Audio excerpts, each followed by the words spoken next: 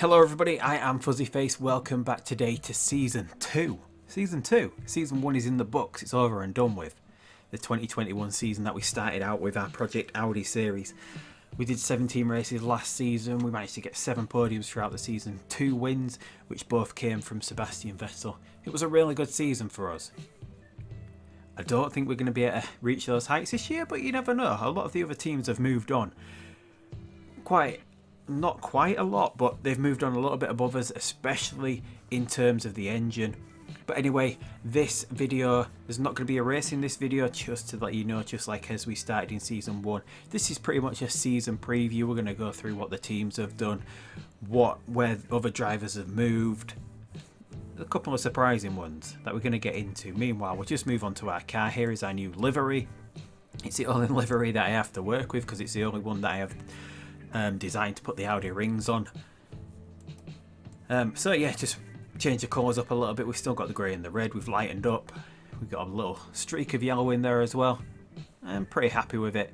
I'm sort of just tempted to go into change car livery and then every year just randomise the colours on the car. But anyway, that's what we've got to go with this year. As we see, we run down the car order as in terms to which car is the best performing car this year. We're a little bit lower than average. You can see that little triangular square here. That is the average car. We're just a little bit below that. As you can see, Red Bull have the strongest car going into this season. Renault second, Ferrari a third. McLaren, I can reveal, won the fan boost. McLaren have had quite a big boost. They've had a bit of improvement to all of their parts in their car other than the engine, because they use a Mercedes engine, that is the only part.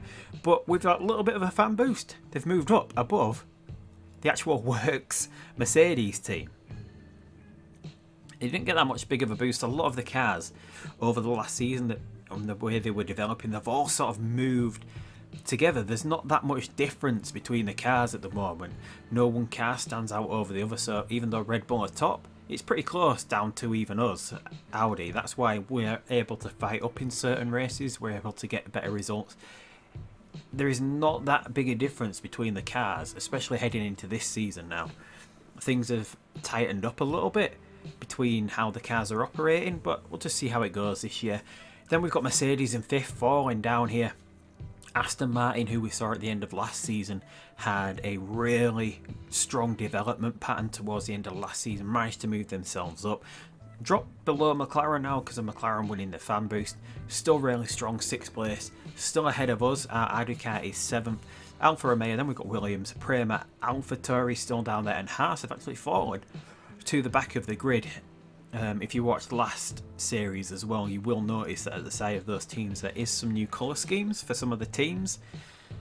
I won't reveal which ones because a couple of the cars have got new colours, new liveries. So yeah, as you can see, our engine is not the best. Red Bull do have the best engine with that Honda engine. Obviously that passes on to AlphaTauri, puts them in second.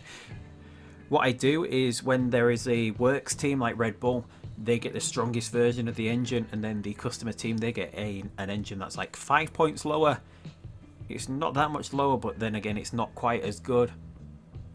Just to simulate that, obviously the works team, if they put their own engine in the car, they're going to get more power out of that power unit than the customer team, theoretically. So that's what we try to replicate here. Then the second best engine, obviously not the second best engine overall, but the second best engine, well, in terms of the order that it is in front of us, but Honda have the best engine, Renault have the second best engine. That obviously filters down to Haas, who in this game are a Renault customer team. Pretty strong, although I think the Honda engine is, I think that's quite, it's like a step above all the other engines, whilst the other engines are pretty close. Then we have the Ferrari engine, which passes on to Alfa Romeo and Prema. And then lagging behind, well, not lagging behind because it's still in front of us, our engine's right at the back and we don't have any customer teams at the moment. Mercedes, and that engine filters down to Aston Martin, McLaren and Williams. So Aston Martin, McLaren, Williams. It's pretty much the same rated engine. We move on to the gearbox, where 8th overall. Mercedes have the strongest gearbox. Renault pretty strong in that area as well. The brakes, Aston Martin, by far and away, they developed that at the end of last season, still 1st overall. So depending on what the other teams do upgrade-wise, Aston Martin could have some really strong races here. Obviously, they're dependent on Mercedes getting to work on an engine and getting them some more power in that car, because that Aston Martin car is pretty decent. It's lagging behind a little bit though, Mercedes, isn't it? I can't remember which area is that. Where Aston Martin behind in terms of development? There it is, it's the gearbox, which obviously translates into engine power as well and goes to working with that. Meanwhile, the front wing, Red Bull, strong aerodynamically, Ferrari second. This is one of our better parts of the car, we're third overall. We've got McLaren, Aston Martin, Renault, Mercedes all the way down in ninth. Just not working for them aerodynamically heading into the season. We go on to the suspension, Red Bull strongest there again. We're about middle of the pack. Mercedes a little bit stronger than they are with the front wing suspension. Who else is down there? Renault fall to fifth in that. There's no one really sort of out of order there. And then onto the rear wing, which is where McLaren shine here. A really good rear wing there. Should be strong on the high-speed corners. Mercedes strong there as well. Aston Martin. So a lot of the Mercedes cars really strong in high-speed corners. Well, the Mercedes customer car strong in high-speed corners. We're pretty decent there as well. Fifth overall. Which means we're just going to head into here. Definitely what we need to concentrate on this year is getting our engine up to speed. It is going to take 34 days to develop an engine. So over the first two races we're not going to have any updates, but we should have a nice strong engine for when we head to China. It's going to be a rainy race there. But what can we add to this? We should go 25 max. And then we possibly maybe get this one on as well on top of that. It won't get us to a 1185 or thereabouts, which I'm hoping is quite a leap. Yes, it is. It's about a 65-point leap. So it is quite a big improvement over what we've got at the moment. So hopefully that's going to get us maybe somewhere towards average. I know it should make us jump Mercedes. I don't think it'll get us above Ferrari, but you never know, it might do. I can't quite remember the gaps in the differences. Try to remember, I think a Ferrari is a 1170. Or it might even be the Renault that's a 1170. So if we can get that 1185, we're immediately going to move up above Renault.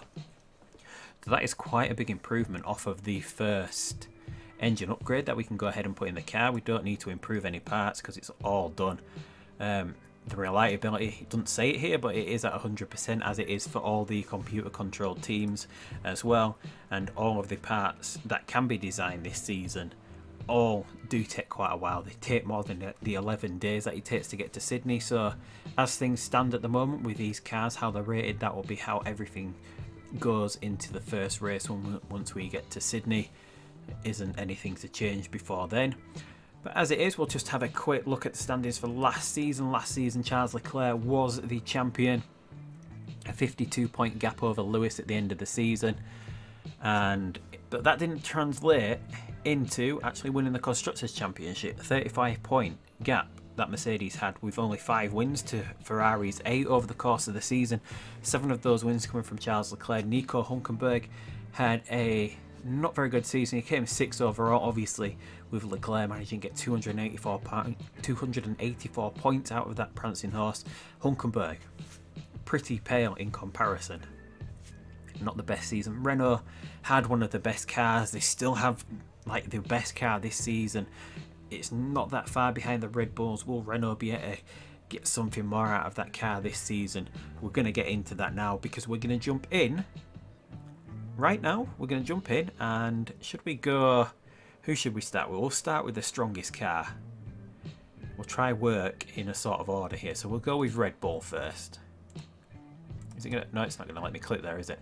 I want to get to it at a point where you can actually see the list of drivers beforehand, because a few of the drivers I don't want it spoiled before we get into it. So I'm just going to do it with a little bit of editing wizardry. We'll be back in a second and we'll get into Red Bull. So here it is with Red Bull. They keep the same livery as last season, obviously now more closely associated with Honda, taking some of the Honda colours. It's not as blue as it was in the past. This season we see they've got the best car overall. The drivers rated 4th best overall. It's still Alexander Albon, partnered by Fernando Alonso in that car. Not a lot of change going on at Red Bull. Obviously they've had a wicked development over the close season, managed to whack themselves up into 1st place. So Red Bull looking really strong going into this season. Then we move on to Renault. They've foregone the blue that they put back on the car last season, back to a yellow and black livery this season. Daniel Ricciardo stays with Renault. There had been talk about him leaving, maybe for Ferrari. He's decided to stay on at Renault for another year, see if they can get that potential out of that car that we know is there. He will be partnered this season by Sergio Perez. Sergio Perez, a little bit disappointing last season for Haas. I think he was outdone by his teammate Joseph Newgarden. But he was in line for the Ferrari seat if Hülkenberg was leaving. Didn't work out for him. He has taken the second seat at Renault. Esteban Ocon was disappointing for Renault last season. He has left the Renault team. Where has he gone? But as we can see, Red Bull were rated up here. They filmed that green bar up. Renault, the second best car, quite far behind. So Red Bull have got some pretty decent performance. They are. It is quite a big performance gap, is that? So we're going to see how that translates into pace over the first race of the season. But anyway, yes, Renault, Danny Ric, Sergio Perez in the car this season. Hopefully a better season for them this season than last season. Next, we move on to Mercedes. George Russell has taken the seat of Lewis Hamilton. Lewis has left the Mercedes umbrella. Where has Lewis gone?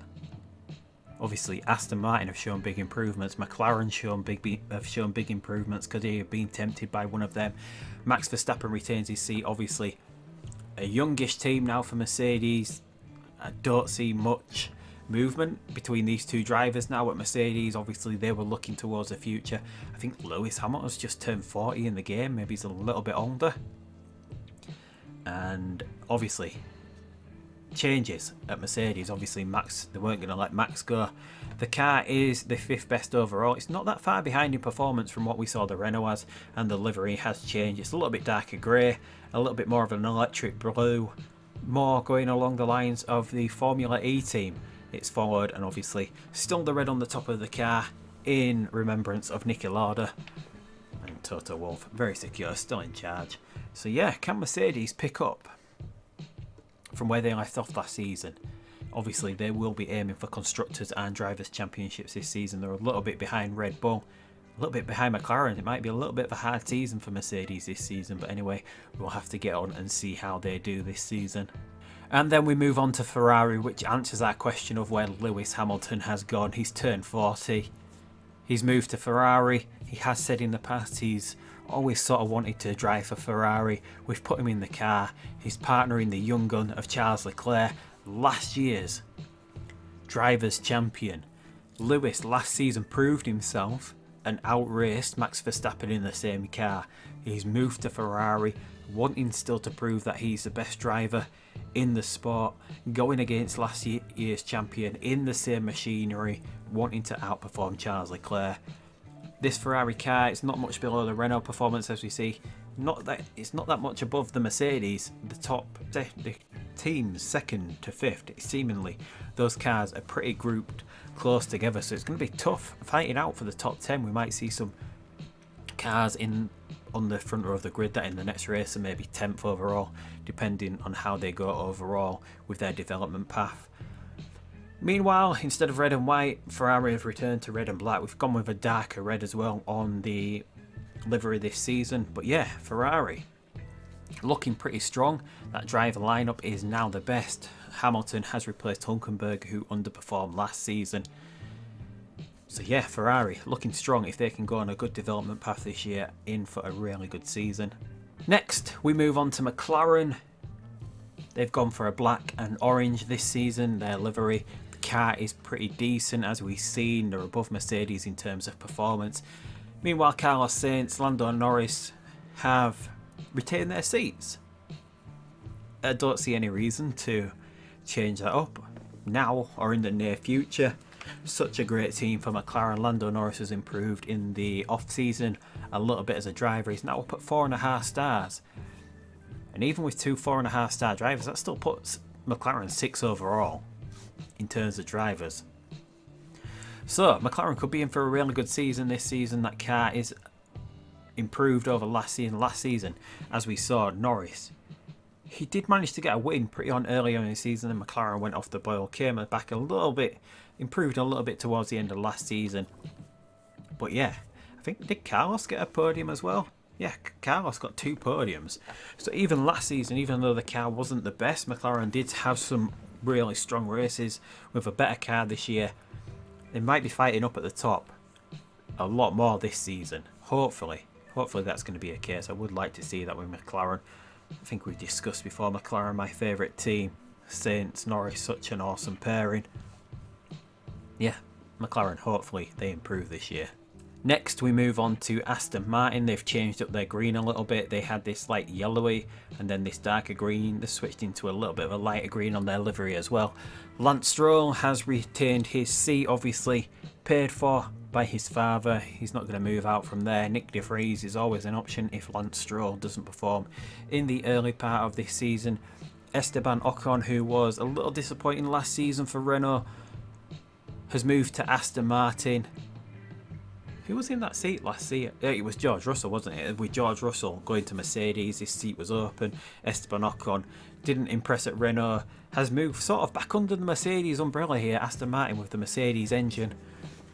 Esteban Ocon gets, well, he's obviously going to be treated as the first driver, you would hope. But Aston Martin, a really good car. It's not that far behind the Mercedes car in terms of performance as we've seen. It's really tight between the top 6. So we might get some podiums from Aston Martin this season. I don't think they had a... I don't think we can actually see by doing that. Of course, Lance didn't. I don't think George Russell got anywhere near. They did have some good qualifying performances towards the end of last season. But let's see what they can get out of this season. Next, we move on to Audi. You can see we're a long way behind Aston Martin. We start to move as we start to move down the grid order now. We are the 7th best car overall. Verline, I wanted to keep maybe Van Dorn and Verline around and swap them about this season, but Verline wanted out. He just left the team. Meanwhile, we've brought in Pierre Gasly from the Red Bull umbrella. He's left AlphaTauri, left Red Bull entirely. Has decided to come to us. I have put him in partnering Vettel ahead of Van Dorn. Van Dorn was pretty decent last season. He had 1 podium, 1 really good race early on, but then was like sort of mediocre to average after that. He did lose his stat. He had a stat boost last season, which pushed his star rating up, which was why he was pretty decent in the early going. Meanwhile, he's rated about the same as Pierre Gasly, but Gasly is going into the seat just because, if we switch to this, he's a little bit better at cornering. His smoothness is a lot better, which means we're going to be able to run sort of the same strategy that we put Vettel on. As we saw last season, Van Dorn could only do a few less laps on each tyre than Vettel could do, and Gasly's overtaking is a little bit better as well, quite a bit better. 3 points is quite a big improvement. Van Dorn is a little bit more consistent though, but I'm hoping that the overtaking and the smoothness will sort of offset the consistency that we get from there. Meanwhile, Van Dorn is a little bit fitter as well. But if you're not in the position at the end of the race to be in the position to be scoring points, what good does the fitness start to do in the first place? Sort of my thinking there. But as we know, a pretty decent car this year. Strong in most areas apart from the engine. We've got that engine being worked on, but hopefully we can get to sort of the same point that we were at last season. Sort of another season, just try to build and catch up with the other cars. Whether we can do that or not remains to be seen. Next we move on to Alfa Romeo. Their livery remains unchanged. They've got a pretty decent car, which is sort of along the lines of ours. Valtteri Bottas remains in the #1 seat.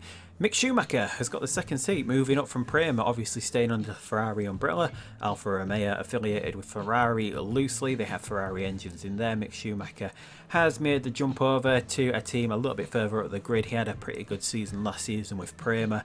Obviously Ferrari see him as a long-term solution. They've got Lewis in the car, who's pretty old. Lewis might be doing 1 season, he might be doing 2, he might be doing 3. Whether Lewis goes, Mick could take that seat depending on how he develops. He's at 4 stars now. He's developing pretty nicely. Yeah, it could be a pretty decent season this season for Alfa Romeo. They weren't the best last season. A couple of decent races, a couple of qualifying sessions from Bottas. But this car this year is a little bit improved, so hopefully Bottas and Schumacher are going to get something out of it. You never know. Could be a few top 10 finishes for Alfa Romeo. Hopefully they can go on and improve. Next up we have Williams. Nico Hulkenberg, who left Ferrari, found himself without a seat. has moved on to Williams, where Kevin Magnussen just up and left. Where's Kevin Magnussen gone? Is he still in Formula 1? We don't know. Nicholas Latifi retains his second seat. There's a little bit of a change, just the colours swapped around. Well, it's not, is it? Because we went with a more historic livery for Williams last season with the blue and yellow. This switched back to the blue and red. Going with, had to put some red back on there for the affiliation with Rocket. Rocket is still their main sponsor. The car, in terms of development, is a way behind the Alfa Romeo, so we're starting to get down into the cars that are a little bit further behind on the grid. Williams have a Mercedes engine in there, which obviously isn't the best. Development over the pre-season wasn't the best either. Hopefully Hulkenberg, he's still a pretty decent rated driver. He's getting on there in years though. Is he going to get something out of this Williams? You never know, a couple of top 10 finishes for Williams would be good. And hopefully they can keep on improving and getting back to their former levels over the course of this and next season. Next we move on to Prema, who have the 10th best overall car on the grid. The drivers are rated the worst at the moment. Antonio Giovinazzi, who was booted out of his seat for Mick Schumacher, has moved on to Prema. Obviously Ferrari thinking that Fuoco, Marcus Armstrong, there's a couple of guys, Enzo Fittipaldi, not thinking that their Ferrari driver academy drivers are good enough or ready yet to go into a Formula 1 seat. Antonio Giovinazzi takes it pretty much as a stopgap this season. Robert Schwartzman is developing nicely as well here for Prema, and we've changed up the livery a little bit. Prema, based in Italy, based it a little bit more around the Italian flag. So hopefully Prema had some pretty good qualifying sessions last season. Once Ferrari get up to power, Ferrari can go ahead and develop that power unit. We might see Prema start moving back up the grid. You never know, Prema might be in for points this season as well. Next we move on to AlphaTauri. The livery changed, just swap the colours around. They were the opposite way around last season. This season just swapped. We've got Tsunoda in the car, Yuki Tsunoda in the car this year. Who was in? It was Pierre Gasly last year. He's moved to our team, which left this seat open for a Red Bull Academy driver. Yuki Tsunoda has joined, well, made his move up to Formula 1 to partner Yuri Vips. The driver lineup is not too bad, although it is rated 11th overall. The AlphaTauri a long way behind. Obviously they do have that really powerful Honda engine in there that Red Bull are using. So we might see them a little bit further up the grid. We might see them at the back of the grid like we did last year, but hopefully Tsunoda and Yuri Vips can get something out of this car. You never know. They might score points, they might not. It might be a little bit of another struggle this season for AlphaTauri. And that just leaves one team. And that team is Haas, who have found themselves recently. It's just a development. The IA just not managing it too much. They're just falling behind a Haas. The 12th best car overall on the grid. The driver lineup is 10th. Sergio Perez has moved on and up to Renault. Well, yeah, he was in the Haas car, which is Renault powered. He's moved up to the actual Renault Works team now. So that is the connection there. Kevin Magnussen has moved away from Williams. Magnussen had some really good qualifying sessions last year in the Williams. At one point he was front row of the grid in second place. Obviously Williams couldn't keep up with the race pace though. I think in that race where he finished second, he finished outside the points. But yeah, Joseph Newgarden stays with Haas as well. Obviously the American driver, the American team, they're wanting to base whatever this team can get around Joseph Newgarden at the moment. We'll say for the money. A lot more American sponsors brought into an American team with an American driver. Yeah, it's all about the money. But as we can see, Haas not really strong with the sponsors either. The headquarters, nearly everyone's a level 3 or above. There's only the top teams who have a level 4 headquarters. Not that it means much because I go through and change the stats whenever they do decide to upgrade something above and beyond what has been done. Obviously, even if you had like the top HQ, like you could develop a legendary engine. Since it takes so long to develop an engine, I don't think an AI team or even myself just concentrating on one part could get to that point. So there's not going to be the massive leaps forward to like 300 points that you might be able to get in the base game. We're seeing like a 150 point jump each season. But it will be interesting to see once we get into Sydney and we run sort of qualifying, what sort of, is it going to be dry in qualifying? Yes, it is. We'll get to see last year's qualifying time to this year's qualifying time and see how much the cars have improved over last season. But anyway, Kevin Magnussen, Joseph Newgarden are in this car. They swapped from the sort of American flag livery from last season to more of a gold and black this season. I think it looks pretty good. I don't know how it's going to look actually on track, but we will get to see that in the next episode, where we go through the first race of the season. We've still got the strongest pit crew on the grid at the moment. Look at Haas, 12th overall there as well. Ferrari down in 11th, which might not help them out too much this season. I'm thinking Ferrari are pretty much my favourites for the title this season. As we saw from Mercedes, you don't need the strongest car to win the Constructors' title. Mercedes were lagging in 4th for pretty much all of the season. You never know, Mercedes, even without Lewis Hamilton, George Russell is a pretty decent replacement there. He's only going to improve. Max Verstappen is near enough a perfect driver in this game as well. If we just head on over here, who is actually the best driver in the game at the moment? It is actually Max Verstappen, followed by Fernando, followed by Lewis. Then he's a little bit better than Leclerc, down to Danny Rick. Norris is now right up there. He's improved so much over the pre-season. Norris has flown up the order here.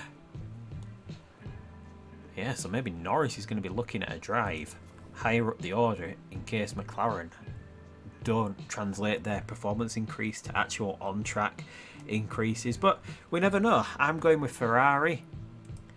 Leclerc won it last year in the same car. Will Hamilton be able to outdo Leclerc? I'm probably going to go Leclerc again. I'm thinking I'm going to go Ferrari Leclerc this season as the Constructor Drivers' Championship. I think it just depends on can Renault get over last season.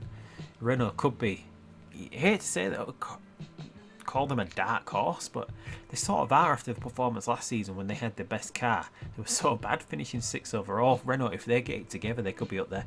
McLaren could be dark horses this year. I don't think we're anywhere near. Aston Martin could, because they're pretty close to Mercedes. If that Mercedes engine gets bumped up, they get bumped up as well. So you never know. It's going to be interesting this season of what's going to happen. Who do you think is going to win the Constructors? Who do you think is going to win the Drivers' Championship? Leave a prediction down below. We can go through it at the end of the season, see who was close, see who wasn't. But anyway, that is it for this preview. This season preview for Season 2. Some pretty interesting moves, some pretty interesting developments with the cars. But until next time, I'll see you down the road for the first race of the season in Sydney. But until that time, goodbye.